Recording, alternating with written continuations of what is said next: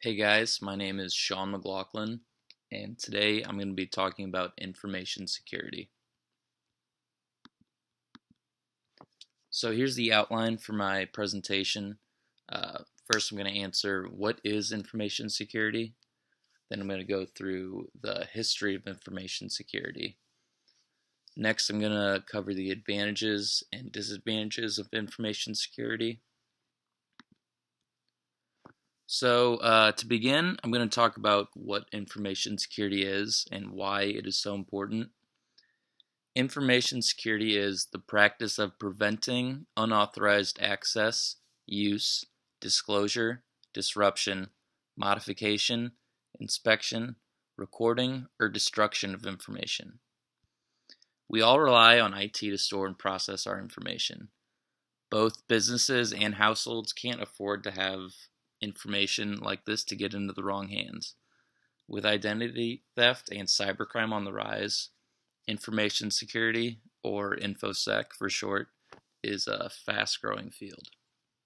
Last year, it's estimated that $16 billion was stolen from U.S. consumers, compared to $15.3 billion in the year before. Over the past 6 years, over $107 billion have been stolen from U.S. consumers. In addition, over 15 million Americans a year have their identities fraudulently used. Companies and households need good information security systems to prevent this type of cybercrime. As hackers become more advanced, so too must our information systems. The three key principles of information security are as follows: confidentiality, integrity, and availability. These characteristics of information security are often referred to as the CIA triad. The first principle is confidentiality. This basically means privacy. In order for information to be confidential, access to it must be restricted so that only the right person can view it. Sometimes protecting this data can require special training, which includes learning how to identify risk and guard against them. User IDs and passwords are another way to keep information confidential. Also, oftentimes, data is safeguarded by encryption. Encryption is the conversion of electronic data into a form called cybertext, which can't be easily understood by anyone except the authorized parties. The next key principle of information security is integrity. This involves maintaining the consistency, accuracy, and trustworthiness of data throughout its life cycle. Steps to maintaining the integrity of data include file permissions and access controls. Checksums also help verify the integrity of data. A checksum is the count of number of bits in a transmitted piece of data, which can be used to detect changes in the number of bits arrived. Backups must also be available if the server crashes. The next and last principle of information security is availability. Availability is ensured by rigorously maintaining hardware. Repairs, if necessary, must be made quickly, and all hardware must keep current with all software upgrades. In addition, you must be operating under an adequate communication bandwidth. Now I'm going to go over a brief history of information security. Since the creation of ARPANET, the precursor to the internet, information security has been necessary. ARPANET was made up of military mainframes connected through a series of phone lines. The exchange of information was easy, but hardware had to be physically protected at a certain location. ARPA, or the Advanced Research Projects Agency, found this to be inefficient, so they published the RAND report in 1967. This outlined additional steps to be taken to improve security. This was a major stage in the development of information security. Then by the 1970s, large organizations had begun to link computers with phone lines. Seeing an opportunity in this, many people began to infiltrate these phone lines to gain access to computers of companies or households. This activity became known as phreaking.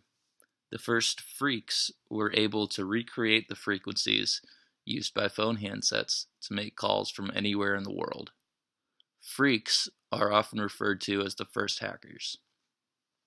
In the 1990s, the popularization of the personal computer increased the amount of personal information online. This meant that there were way more targets online for hacking. So, not surprisingly, cybercrime skyrocketed. Criminal organizations also began to see that there was a lot of money to be made in cybercrime, and hacking and identity theft increased. In the 2000s, the internet was made up of a bunch of unsecured networks, each with a possible exploit. This unsecured network has continued to grow. Cyber threats come from criminal organizations, businesses using black hat techniques, which artificially and illegally boost their site's rank, so they come up at the top of user searches. And also foreign states might be try to stealing classified government information.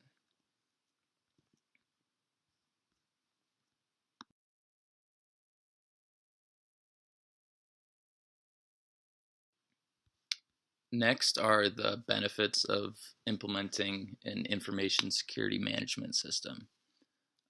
So the benefits of implementing an ISMS, they go way beyond what people realize. In addition to providing security, information security management systems also provide the following advantages. It encompasses people, processes, and IT systems in recognition that information security isn't just about antivirus software, but it also depends on the effectiveness of an organization and its processes, as well as the people who manage and follow those processes. They also help coordinate all your security efforts, both electronic and physical.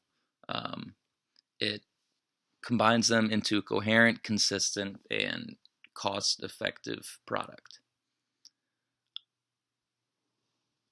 These also provide you with a systematic approach to managing risks and enables you to make informed decisions on security investments. Next, it creates better work practices that support business goals. It does this by asserting roles and processes that have to be clearly attributed and adhered to. It also requires ongoing maintenance and continual improvement, which ensures that policies and procedures are kept up to date, resulting in better protection for sensitive information. It also helps you comply with corporate governance requirements. Next, I'm going to talk about the disadvantages of having a information security management system. First of all, they are signature based. So a database of signatures and known bad elements can't keep pace with the number of new malware strains that are created every day. Even if perimeter defenses with rules and signatures are managed and updated regularly, they are far too static for today's threats, which are changing all the time. Second, they lack scalability.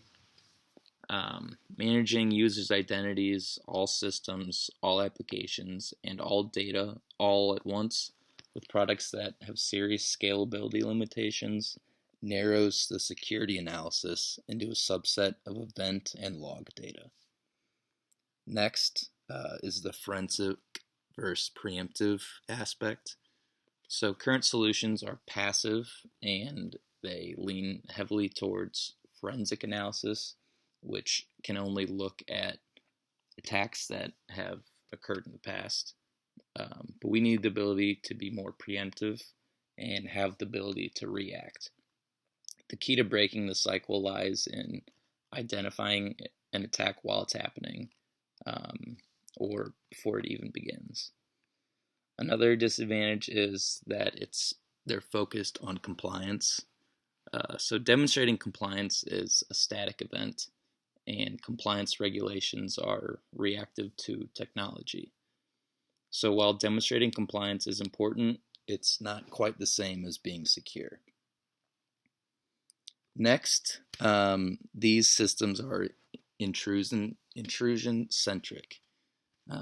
In many respects, information security has mimicked physical security practices in deploying an intrusion-centric approach to threat protection. Cyber attacks take advantage of this lopsided security model to provide command and control channels for on-premise bots to access confidential data and intellectual property.